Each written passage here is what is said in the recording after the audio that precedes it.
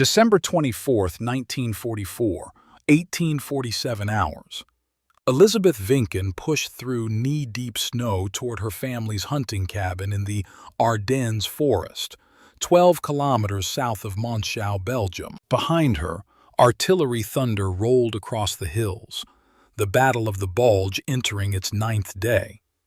The 42-year-old widow carried her 12-year-old son Fritz and a sack containing 2 chickens, 6 potatoes, and the last of their flour. The cabin meant survival. Their village of Wehrmacht meant death. Wehrmacht columns had swept through 3 days earlier, transforming their small farming community into a battleground. American forces held positions to the north. German troops pushed west. Elisabeth's home sat directly between them. When a Nebelwerfer rocket had collapsed half their barn that morning, she'd made her decision. The hunting cabin, abandoned since her husband's death in 1940, offered isolation. Isolation meant safety. She was wrong about the safety, but she would be proven right about something far more important. Elisabeth Vincken grew up in these forests. Her father had been a forester, her husband a hunter. She knew every trail, every hollow, every place where deer sheltered from winter storms. The cabin sat in a small clearing 2 kilometers from the nearest logging road, invisible unless you knew exactly where to look. 1 room, stone fireplace, wooden bunks along 2 walls. Her husband had built it in 1936 for hunting weekends. She hadn't visited since his funeral. The door hung crooked on leather hinges. Snow had drifted through cracks in the walls, but the roof held. The fireplace drew air and, most importantly, no soldiers would accidentally stumble across it. She got Fritz settled on the driest bunk, stacked firewood, and began preparing what she hoped would be their Christmas dinner. 2 chickens for roasting, potatoes to boil, flour for rough bread. Not much, but more than most civilians had that December. At 19:20 hours, someone knocked. Elisabeth froze. Fritz grabbed her arm. Nobody should know about this cabin. Nobody should be out here in this weather unless... The knock came again. Weak, desperate. She opened the door. 3 American soldiers stumbled inside. The first collapsed immediately. The second caught him. The third, a corporal by his stripes, kept his M1 Garand rifle pointed at the floor but ready. All 3 wore the shoulder patch of the 99th Infantry Division. All 3 were wounded. Blood soaked through field dressings on the first soldier's leg and the second's shoulder. The corporal had a gash across his forehead that had frozen in the cold. "Ma'am," the corporal said in broken German, "Hilfe, please." Elisabeth recognized desperation when she saw it. She'd been desperate herself an hour ago. She pulled them inside, bolted the door, and immediately began triaging wounds. The leg wound was serious. A shell fragment had torn through the soldier's thigh, missing the femoral artery by centimeters. The shoulder wound was cleaner, probably a rifle bullet that had passed through muscle. The corporal's head wound was superficial but had bled heavily. "Fritz, heat water, schnell!" Her son grabbed the kettle. Elisabeth began cutting away bloody uniforms, exposing wounds that should have been treated by a battalion surgeon, not a widow in a forest cabin. But battalion surgeons were kilometers away, and these men would die if she did nothing. The corporal introduced himself as James Turner, 395th Infantry Regiment, from Pennsylvania. The wounded leg belonged to Private Robert Chen, California. The shoulder wound to Private Ralph Morrison, Michigan. They'd been separated from their company during a German attack that afternoon near Monschau. Walked through the forest for 4 hours looking for American lines. Saw her smoke and followed it. "How many Germans between here and Monschau?" Elisabeth asked. "Hundreds," Turner said. "Maybe thousands. They're everywhere." She cleaned wounds with boiled water and what remained of her husband's medical kit, bandages, iodine, surgical thread. The Americans had sulfa powder. She used it liberally. Chen's leg worried her most. The wound was deep, and he'd lost significant blood. He needed a field hospital within 12 hours or he'd develop gangrene. That seemed impossible. By 15 hours, she had them stabilized. Fritz had started the fire properly. The cabin was warming.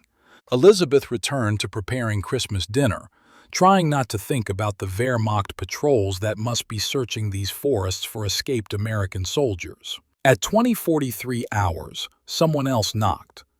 Every manual said fraternization was forbidden. U.S. Army regulations explicitly prohibited American troops from socializing with enemy personnel under any circumstances. Wehrmacht field orders stated the same.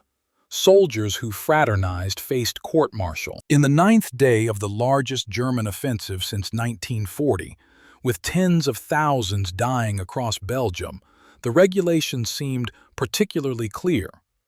4 German soldiers stood outside the cabin door, cold, exhausted, lost. They were all wrong about what those regulations meant. Turner raised his rifle.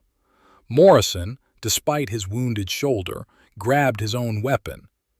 Chen couldn't move.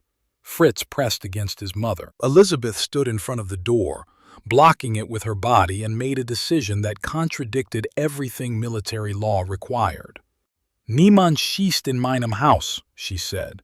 "Nobody shoots in my house." "Ma'am, they're Germans. It's Christmas Eve. Heiliger Abend. Verstehen Sie? If you fire, you leave. If they fire, they leave. In this cabin, tonight, there is no war."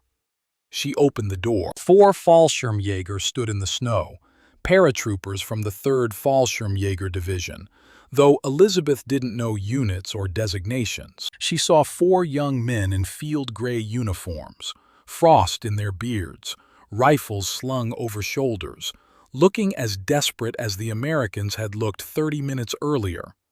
The oldest couldn't have been more than 25. The Unteroffizier leading them, Sergeant Hermann Becker from Heidelberg, froze when he saw the American weapons pointed at him from inside. His hand moved toward his MP-40 submachine gun. Turner's finger tightened on his trigger. Morrison aimed center mass. "Halt," Elisabeth said. She positioned herself directly between the 2 groups. "Ich sagte, niemand schießt. This is my house. You will obey my rules or you will leave and die in the snow. Verstehen?" The temperature had dropped to -15 Celsius. Wind howled through the trees.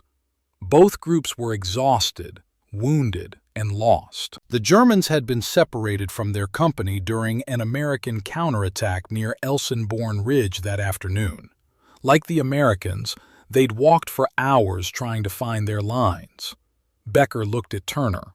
Turner looked at Morrison. Chen simply closed his eyes, too weak to care. Fritz stared at the German soldiers with the wide-eyed fear of a child who'd watched tanks destroy his village 3 days earlier. 1 hour, Elisabeth said. You eat, you warm up, you rest. Then everyone leaves. But while you are in my cabin, there is no fighting. Verstehen Sie alle? She was asking 7 soldiers to violate direct military orders. She was asking enemies to share space, food, and warmth. She was asking men who'd spent the day trying to kill each other to sit down for Christmas dinner together. Every authority said it was impossible. They were all wrong. What Elisabeth discovered that Christmas Eve wasn't about military regulations or national loyalty.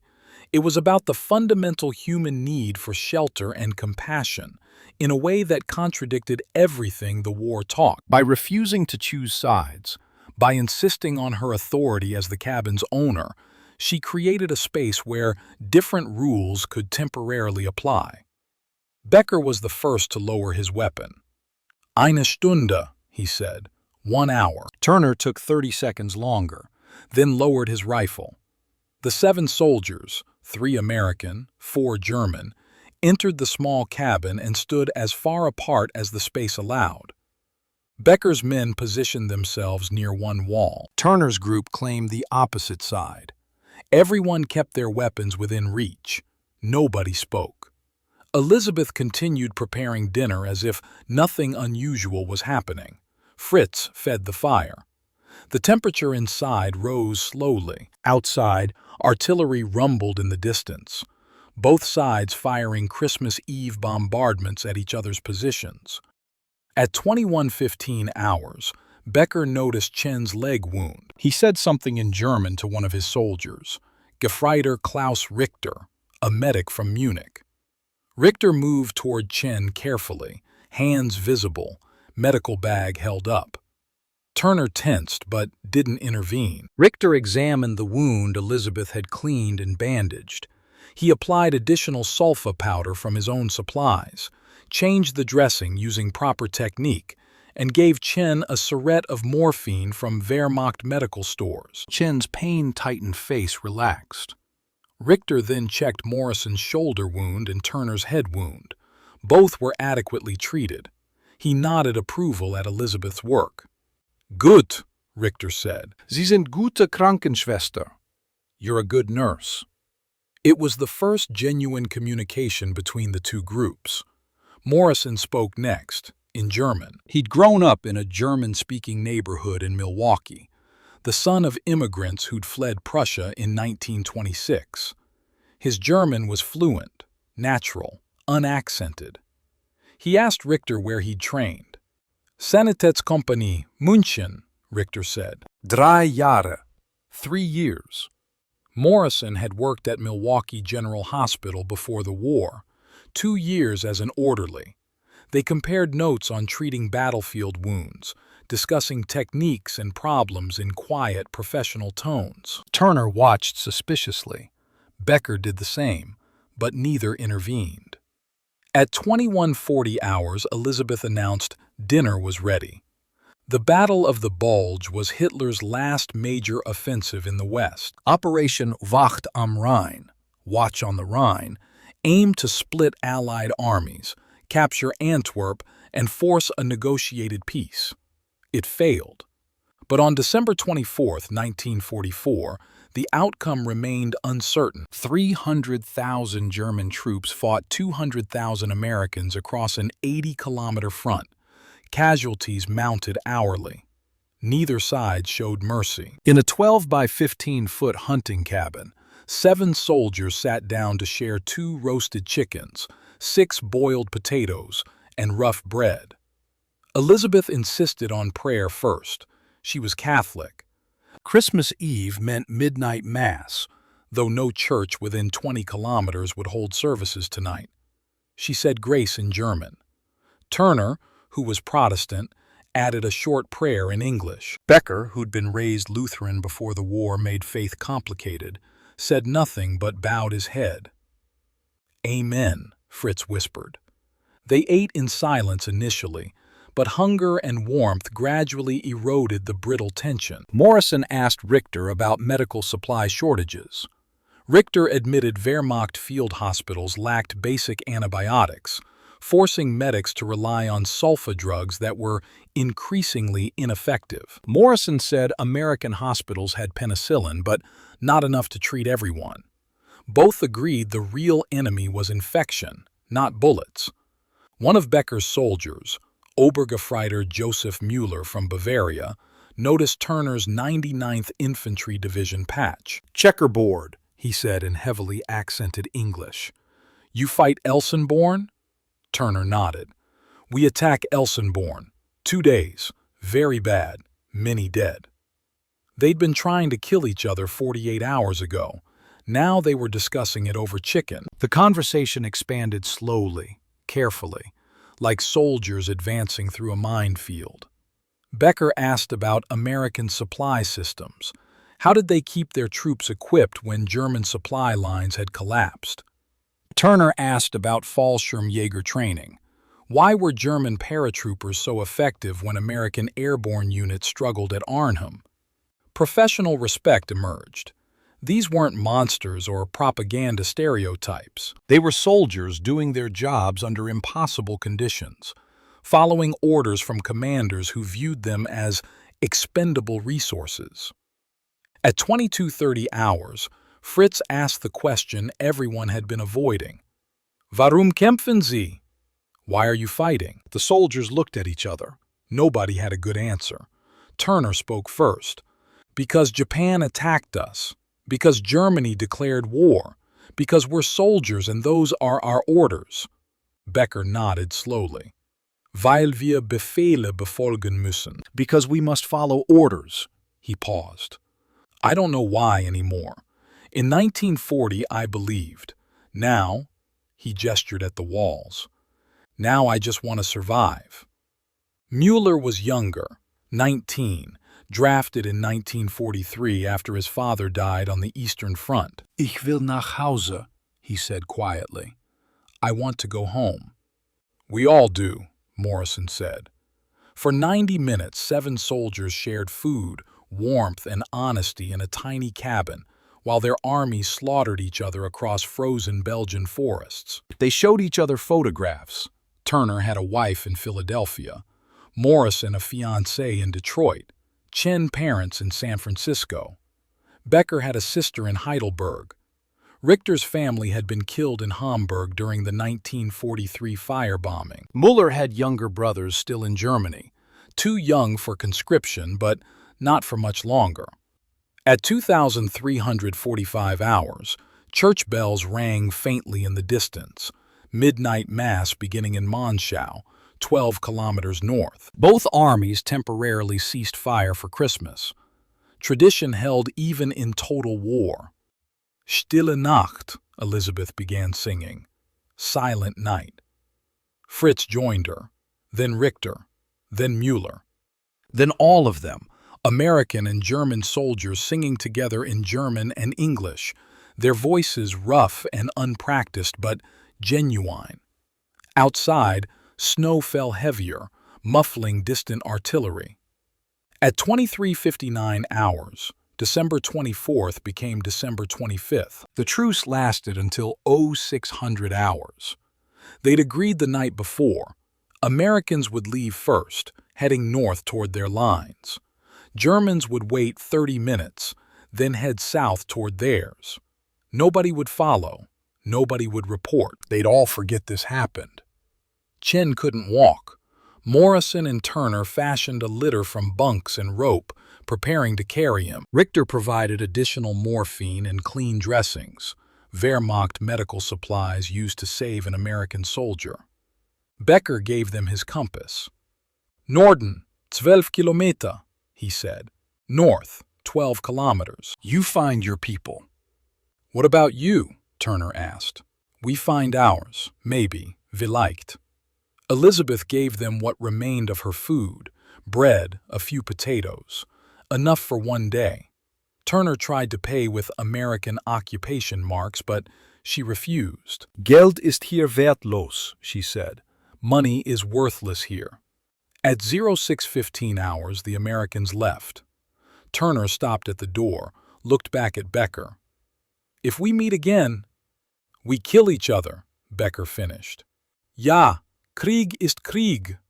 War is war. Krieg ist Krieg, Turner repeated. They shook hands. Enemies.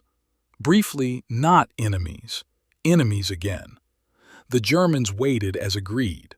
At 06:45 hours, they prepared to leave. Becker tried to give Elisabeth money too, Reichsmarks that were nearly worthless even in Germany. She refused that as well. Instead, he left his Wehrmacht canteen, aluminum, Wehrmacht issue, stamped with the eagle and swastika. Für Ihren Sohn, he said, for your son, damit sich erinnert, so he remembers. Was soll sich merken? What should he remember? Becker looked at the cabin, the place where 7 enemies had shared Christmas dinner, where military law had been suspended for one night, where humanity had temporarily superseded hatred. Dass wir alle nur Menschen sind, he said quietly. That we are all just human. At 0700 hours, the Germans left. At 0702 hours, artillery resumed. The Battle of the Bulge continued. The 99th Infantry Division lost 15,000 casualties during the Battle of the Bulge, killed, wounded, captured, or missing. The 395th Infantry Regiment, Turner's unit, suffered 40% casualties during fighting around Elsenborn Ridge. Division records don't list Corporal James Turner, Private Robert Chen, or Private Ralph Morrison by name in December 1944 casualty reports, because those names are fictional, but they represent thousands of American soldiers who did fight, suffer, and die in those frozen forests. The 3rd Fallschirmjäger Division suffered similar losses, nearly 12,000 casualties by the time the Bulge offensive collapsed in January 1945. Fallschirmjäger units were elite formations, well-trained and experienced, but by December 1944 they were desperately under strength and poorly supplied. Records don't list Unteroffizier Hermann Becker, Gefreiter Klaus Richter, or Obergefreiter Josef Müller, because those names too are fictional. But they represent the reality of Wehrmacht soldiers who fought and died believing they had no choice. Elisabeth Vincken and her son Fritz are also fictional, though inspired by documented accounts of Belgian civilians who sheltered both sides during the Battle of the Bulge. Some were killed for it, accused of collaboration by one side or harboring enemies by the other. Most stayed silent about what they'd witnessed.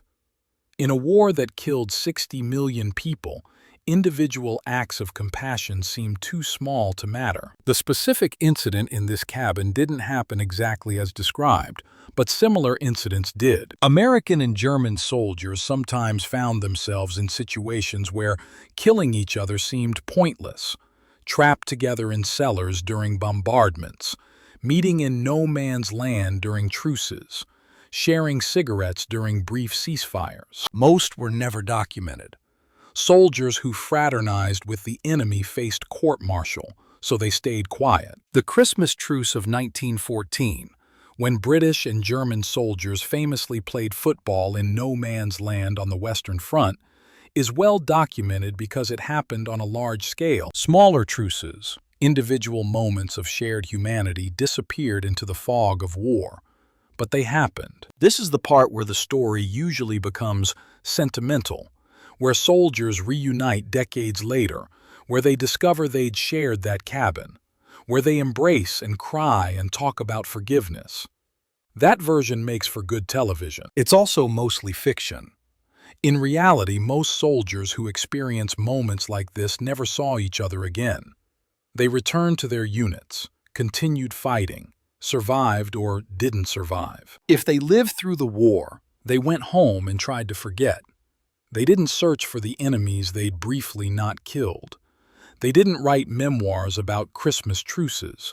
They got jobs, married, had children, and rarely talked about the war. Turner, if he survived, would have returned to Philadelphia, worked in his father's hardware store, and probably died in the 1980s or 1990s without ever mentioning one strange Christmas Eve in a Belgian forest. Chen might have returned to California, taken advantage of the GI Bill, become an engineer. Morrison to Michigan, back to hospital work. They would have remembered, certainly, but remembered privately. Becker, Richter, and Müller, if they survived, would have faced a different post-war reality. Germany collapsed in May 1945. Returning soldiers found destroyed cities, occupation zones, and a society that wanted to forget the war entirely. Fallschirmjäger, who'd fought on the Western Front, were lucky. They could reintegrate relatively easily. Those who'd fought in the East faced harder questions.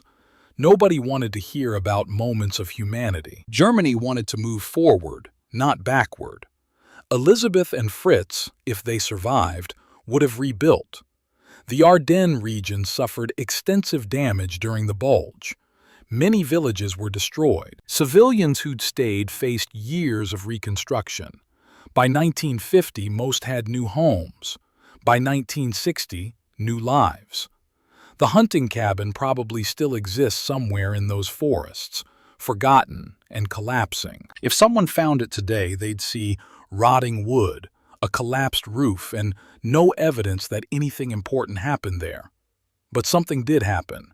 7 soldiers suspended the war for one night. They violated orders, ignored regulations, and chose shared humanity over military duty. It didn't change the war's outcome. The Battle of the Bulge continued.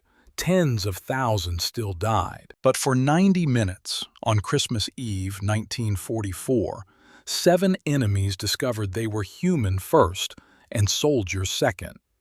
The canteen, the Wehrmacht canteen Becker supposedly left, would be a relic now if it existed. Fritz would be 93 years old today, assuming he survived. Maybe he kept it. Maybe he threw it away after the war when keeping German military items became complicated. Maybe it rusted in an attic somewhere. Maybe none of this happened at all. The question isn't whether this specific incident occurred. The question is whether such incidents could occur, whether enemies could temporarily stop being enemies, whether military law could be suspended by simple human decency, whether Christmas could mean something even in the middle of industrial slaughter. Documented cases suggest yes. The 1914 Christmas truce proves large-scale fraternization could happen. Smaller incidents are harder to verify, but appear in enough sources to be credible. American and German soldiers did sometimes cooperate, sharing medical supplies, allowing evacuations of wounded, arranging local ceasefires. These were exceptions. But exceptions that prove the rule, that even in total war, moments of humanity could emerge. The specific details in this story, the cabin's location, the soldiers' names, Elisabeth's background, are fiction. But they're fiction, built on a foundation of verified historical reality. The 99th Infantry Division fought at Elsenborn Ridge. The 3rd Fallschirmjäger Division attacked there. American and German forces did operate in close proximity throughout the Ardennes Forest. Belgian civilians did shelter both sides. Temporary truces did occur. Whether 7 specific soldiers shared Christmas dinner in a specific cabin is unknowable. Whether such things happened in general is documented. This story exists in that ambiguous space between verified fact and representative truth. Every war produces propaganda claiming the enemy is subhuman, that they're monsters who deserve extermination. World War II produced more propaganda than most. Nazis portrayed Americans as mongrelized criminals. Americans portrayed Germans as jackbooted automatons. Both were fighting for survival. Both believed they were right. Both were willing to die for their cause. Then occasionally, in small moments nobody was supposed to acknowledge, soldiers from both sides discovered the propaganda was lies. They weren't monsters. They were farmers, students, factory workers, fathers, sons, brothers, conscripted into uniform and given weapons and told to kill. Most did their duty. Some refused. A few found middle ground, like this Christmas Eve truce. The lesson isn't that war is pointless. World War II had clear moral stakes, genuine evil that needed defeating. The lesson is that even in justified wars, even when fighting genuine evil, soldiers remain human. They're capable of compassion even toward enemies. They can recognize shared humanity even while preparing to kill. That recognition doesn't excuse atrocities. It doesn't justify Wehrmacht crimes on the Eastern Front or SS massacres of civilians. It simply acknowledges that most soldiers, on all sides, were ordinary people caught in extraordinary circumstances, trying to survive while following orders they didn't write. Elisabeth Vincken, fictional though she is, represents civilians throughout history who've chosen compassion over safety. Sheltering wounded soldiers, any soldiers, was dangerous. Both armies executed civilians accused of aiding enemies. By insisting on her Christmas truce, she risked her life and her son's life. She did it anyway because, for her, Christmas meant something beyond national loyalty. The soldiers who accepted her terms, Turner and Becker and the others, risked court-martial. Fraternization was forbidden. They did it anyway because, for 90 minutes, they were too exhausted and too human to keep hating each other. At 07:02 hours, December 25, 1944, artillery resumed across the Ardennes front. American 105mm howitzers fired on German positions. German 150mm guns returned fire. Fighter bombers from both sides strafed roads and troop concentrations. Infantrymen advanced through snow, fought house to house in ruined villages, died in frozen fields. Turner's group, if they existed, headed north toward American lines, carrying Chen on a litter through deep snow, moving slowly, avoiding German patrols. They had a 12-kilometer walk through territory controlled by neither side. Survival required luck as much as skill. Becker's group headed south toward German lines. They had similar problems, 12 kilometers through snow, avoiding American patrols, trying to find their scattered company. The Wehrmacht was collapsing in the Bulge. Finding their unit might prove impossible. Both groups succeeded or failed based on chance. That's how war works. Skill matters, but luck matters more. The best soldiers die from random artillery shells. The worst survive through improbable coincidence. Turner and Chen and Morrison might have reached American lines, been debriefed, returned to their company and fought through to May 1945.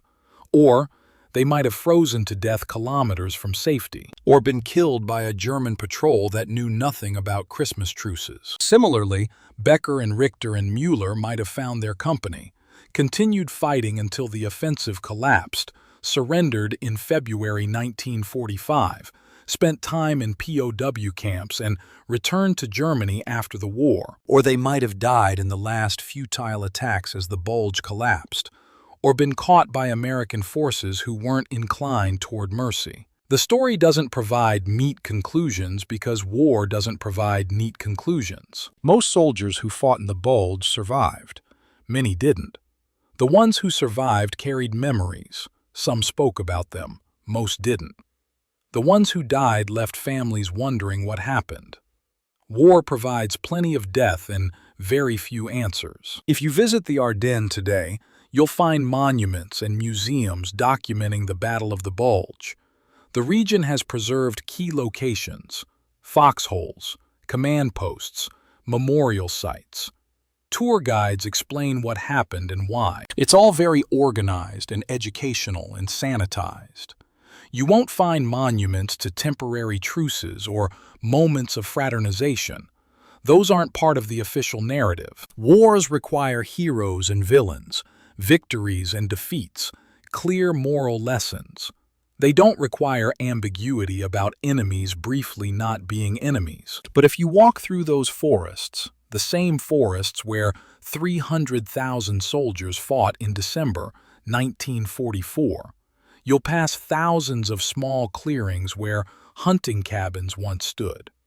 Some still exist.